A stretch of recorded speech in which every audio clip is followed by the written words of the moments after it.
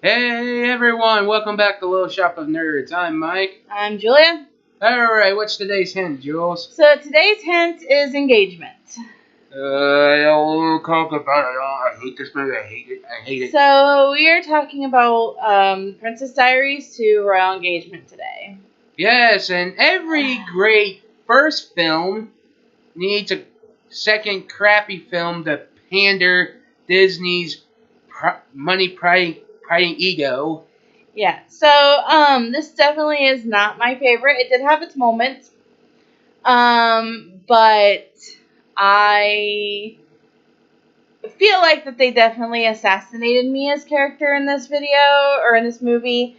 Because they turned her into like a boy crazy girl who just cared about her looks, and like when they showed off her closet after they remade her room, she was like, oh my gosh, I got my own mall. And I'm like, Mia, you were never like that in the first movie. You were kind of like an activist.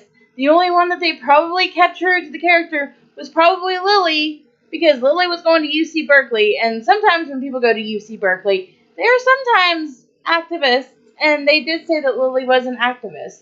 So Yeah, and it's pretty much corporate bullshit they were doing. So let's get into this. So it starts off with Mia graduating from college from an international school.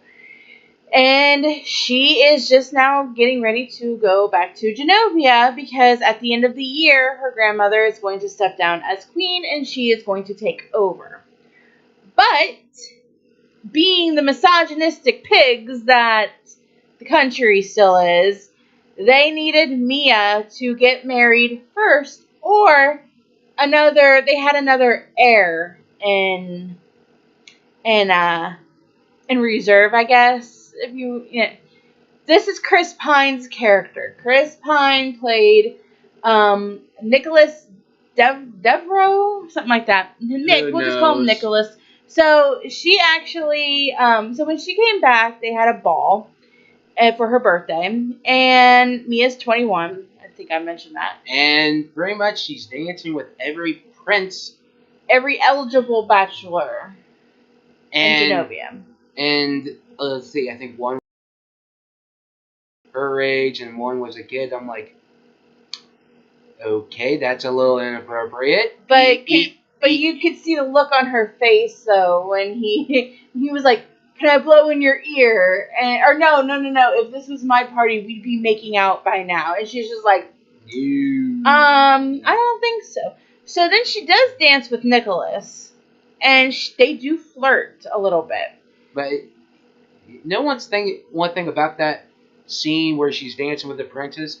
Mm-hmm. For every guy who's royal and supposed to learn the art of dance for these type of events, none of them had no rhythm, and they were really crappy dancers. I think that was supposed to be the joke, Mike.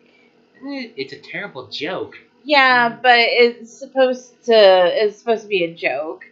Like they're supposed to be good dancers, but they're not. I think the only good dancer was the guy that spoke Greek. Pretty much. And then Nicholas, though she stepped on Nicholas's foot. That's kind of a joke throughout the movie. So she learns that she has to get. So they were going to give her a year to find a man and get married before she could take the throne.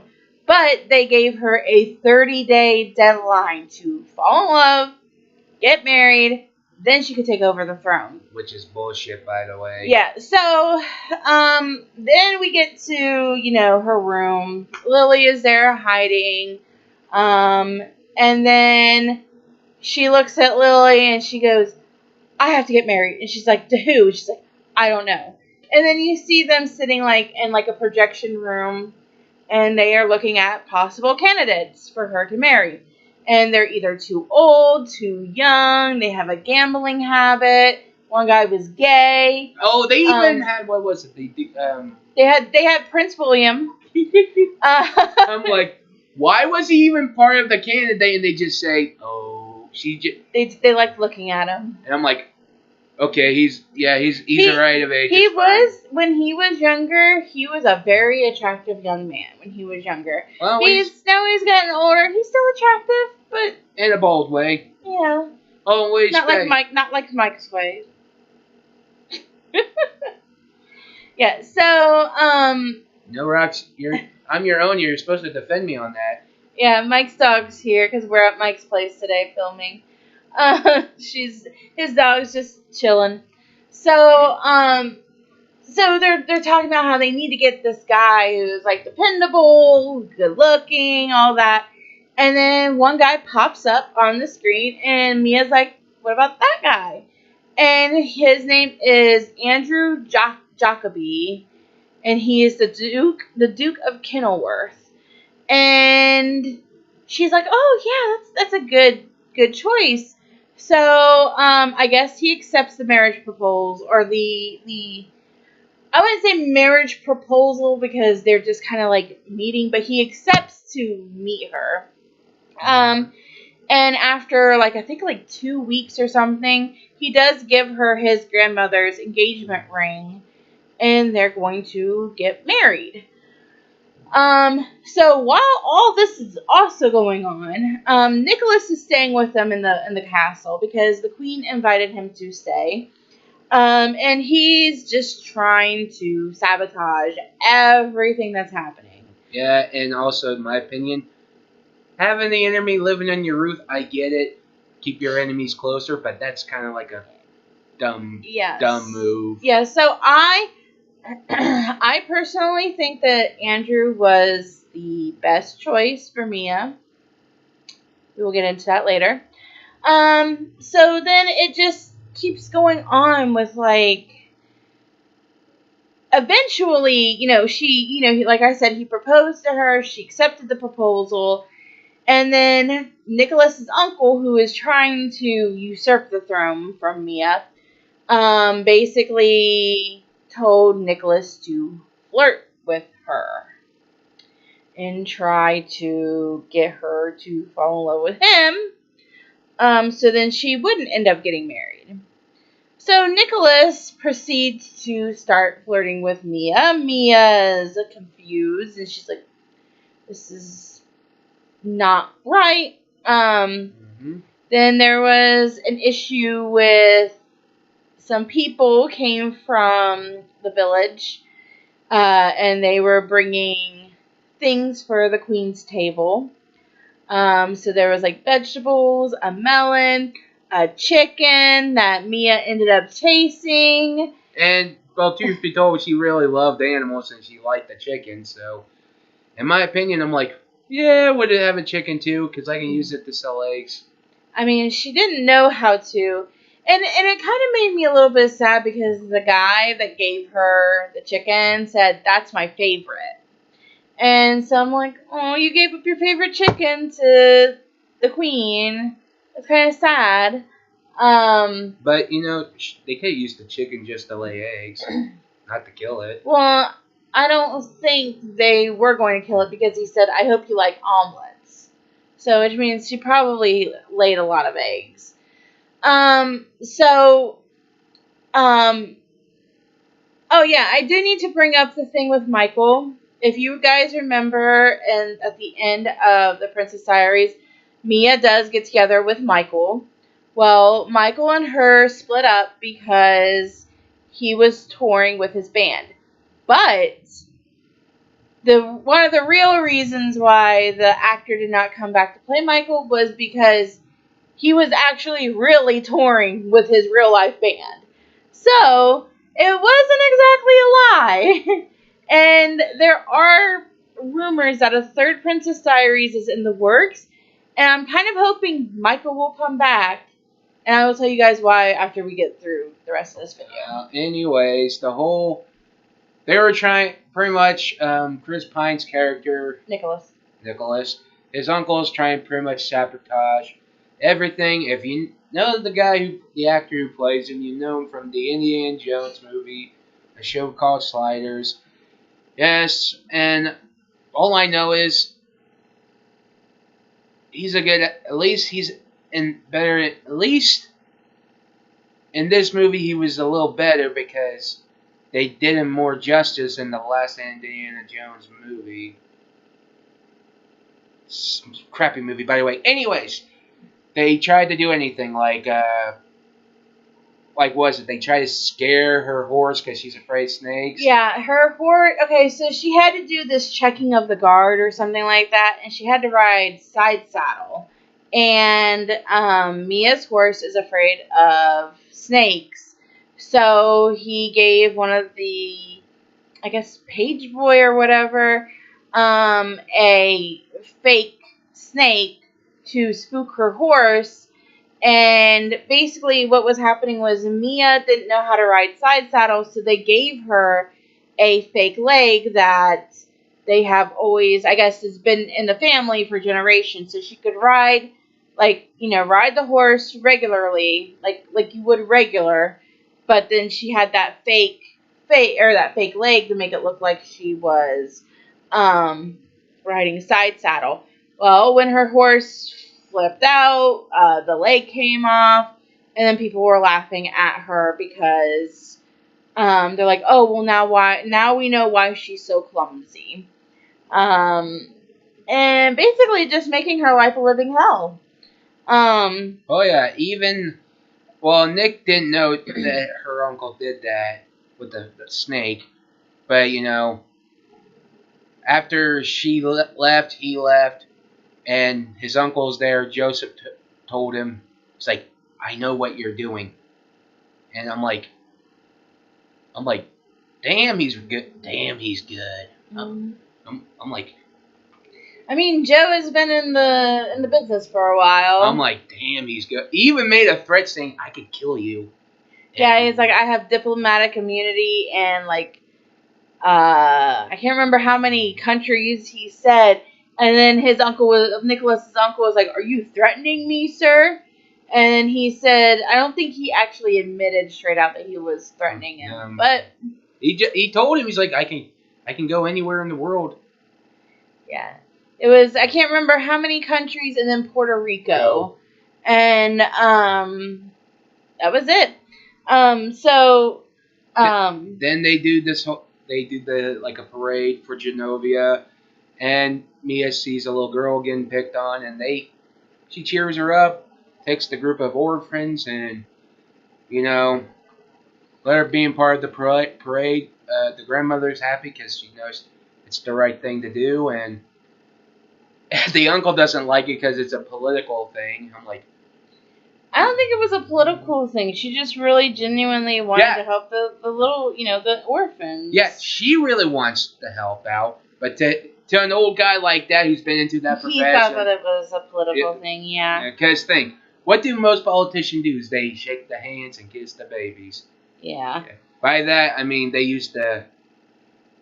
I don't want to get into it right now. Yeah. So, then she is in some sort of meeting, and she proposes to use, which I'm going to admit, that scene where he talks about how they're orphans and they try to take care of many of them as they can.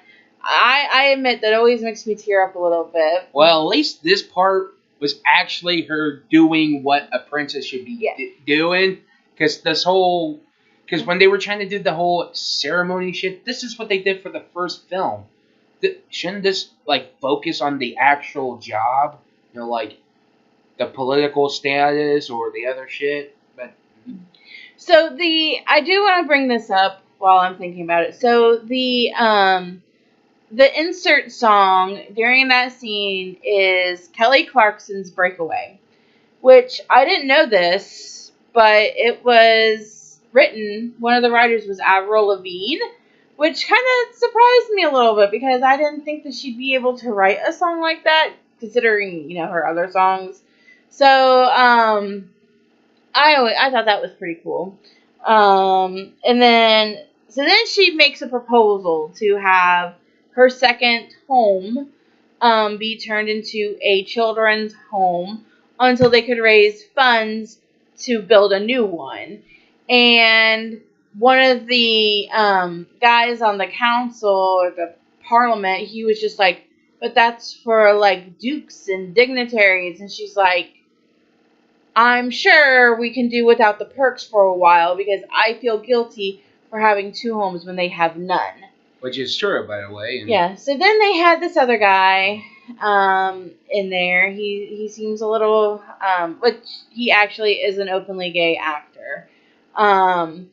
But he was in there, and then she's like, I got your brother to be the architect for this, the architect for this job. And so they're fighting, and there's like this smaller dude sitting in between them, and they're fighting. Paul Williams. Yeah, they're sitting there fighting. And he, she's like, hey, I don't think it's going to take us long for us to raise the money to build this. Do you think it's going to take very long? Because she knows that in order to expedite it, and with the one guy, Crawley, his name is Crawley, with Crawley not talking to his brother, they're going to want to get it done as soon as possible so they don't have to deal with each other. Hey, why not, eh? Yeah, so, there is a party. This might have been before all this. They were having some sort of garden party.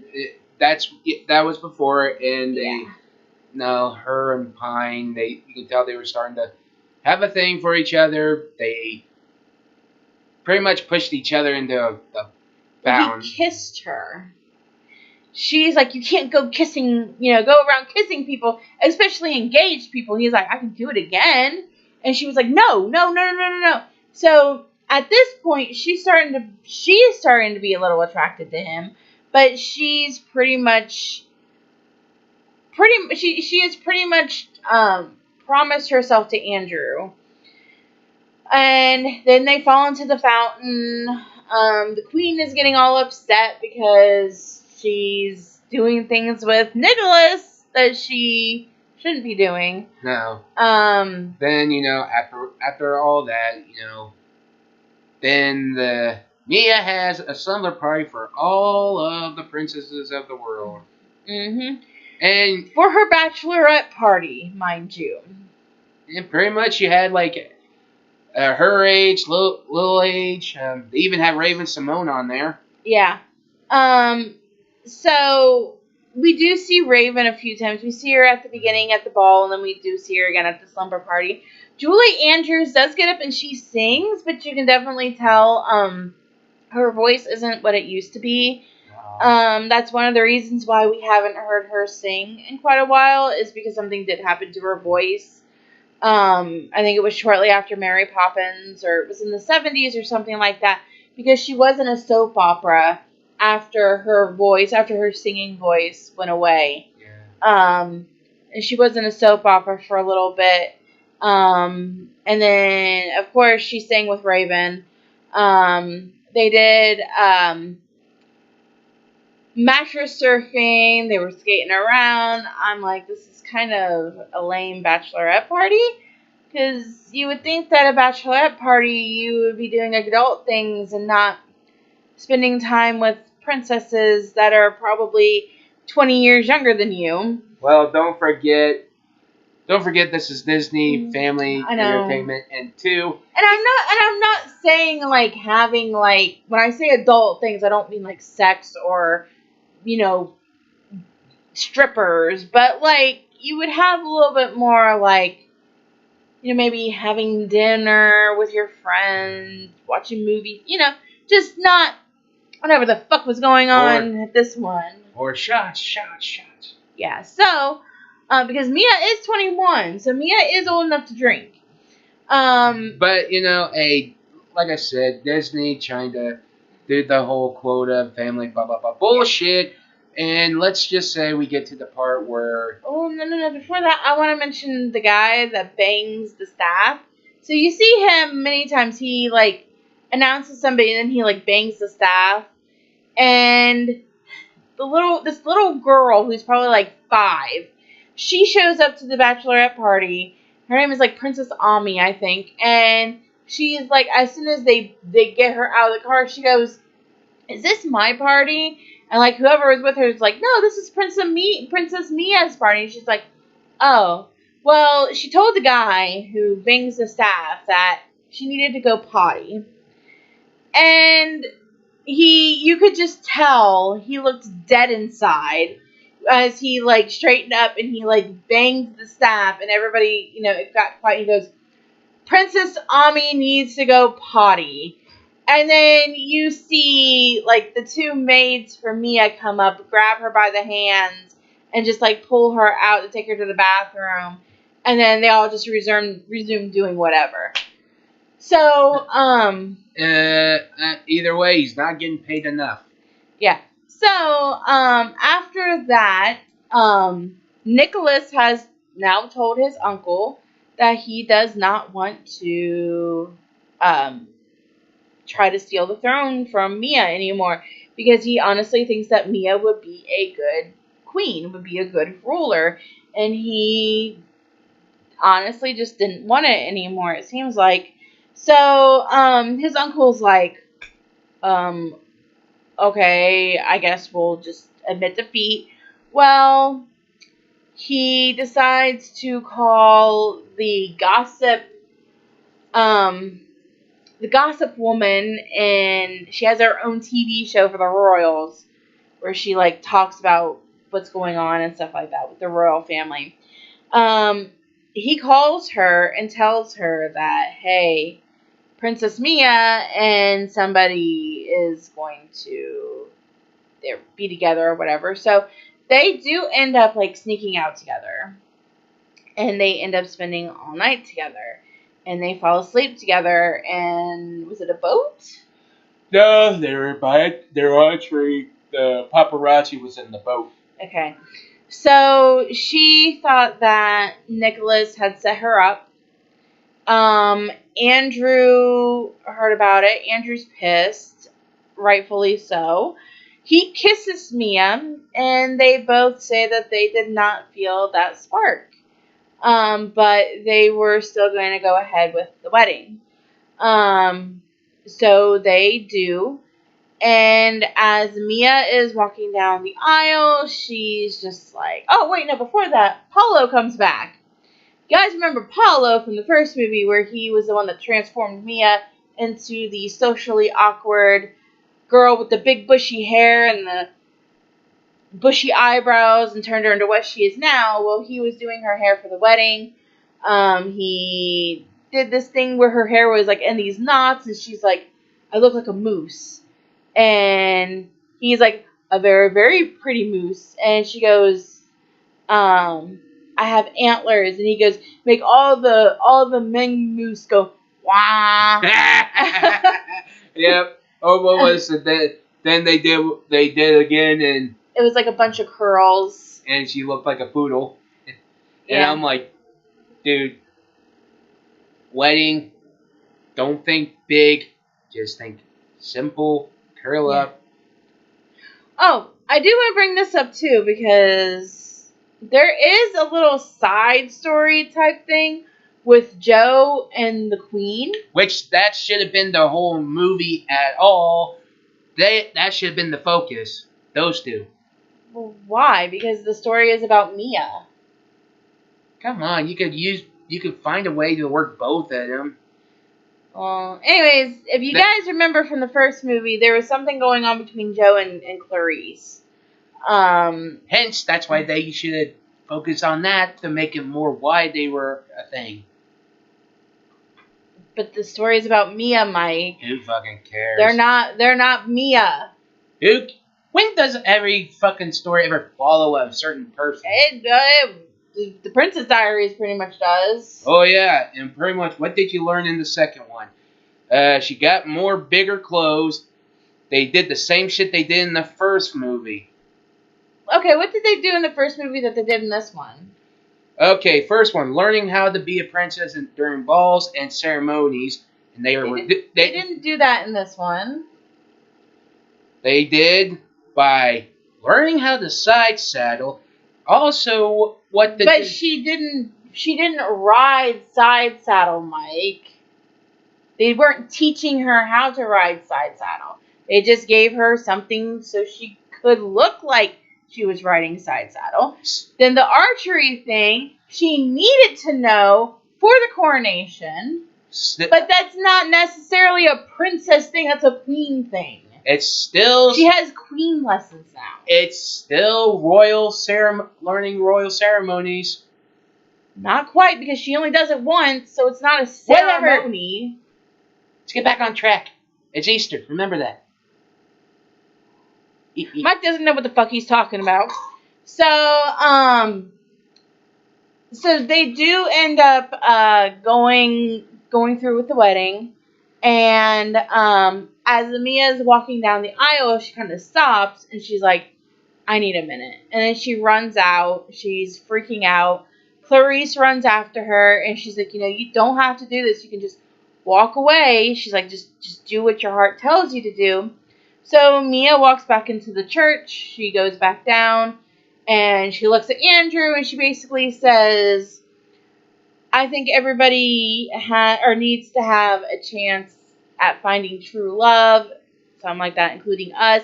She takes off his ring and she holds it up to him, and he goes, he thanks her for making him not do the proper thing for once. Yep. And so then she she goes up to the podium and she gives a little speech like, "Hey, if I would you make your granddaughters, your sisters, your daughters, your nieces, would you make them do what you're trying to make me do?" So then she files a motion to have this law, which is the law that says that she has to be married in order to become queen, to abolish it. And at first, no one is. She didn't make a motion. I think she just did a speech, and then Nicholas's uncle stands up, and he's just like, "Hey, we have somebody here who's, ready to take over." Nicholas pops in. Nicholas is like, "No, I refuse. I'm not going to take over the throne," because he actually found out that he was being set up by his uncle too. Very much. And Nicholas walks off. His uncle follows after him. They shut the door. The prime minister gets Mia to present a motion or whatever. She presents it, and then people do move to abolish the law, so she does not have to get married. And if she were to have children, her daughter wouldn't have to get married to take over or anything like that. So, because it applied to present and future queens of Genovia. And she doesn't get married, but Clarice and Joe get married. And finally, and then they had this guy that kind of like followed Joe around. He was his replacement. It was a prime minister's nephew or something, and he was interning for the summer. Mm-hmm. You'll see a guy that has shades. He hands the guy with the shades his hat and everything. It says, "Here, shades, you're in charge. I'm going to wedding," and then they finally get married. Mm-hmm. And even the clergyman or the priest who performed the marriage, he's like, "Finally," and they're like, "What?" They knew. So, then it basically ends with Mia, and Nicholas. They share a kiss on her coronation day, on Mia's coronation day. They share a kiss. So they didn't outright say that they ended up together. It was more implied. I personally think that Andrew would have been a better match for her. I would have chosen Andrew over Nicholas. That's just me, though. Well, they're never gonna put it back in there, so. I know. So, like I said, they are coming out. So let's finish this before I get off track again. So they do the coronation ceremony. Mia becomes queen. And then that's basically where it ends. And then you have like a little kind of like a little break with like credits, and then you see Mia at a children's home as queen. And cutting the ribbon, and the children's home is open. And then the credits roll, and at the end you hear Joe saying, "Hey, come visit Genovia." He gives some details on that, and then that was about it.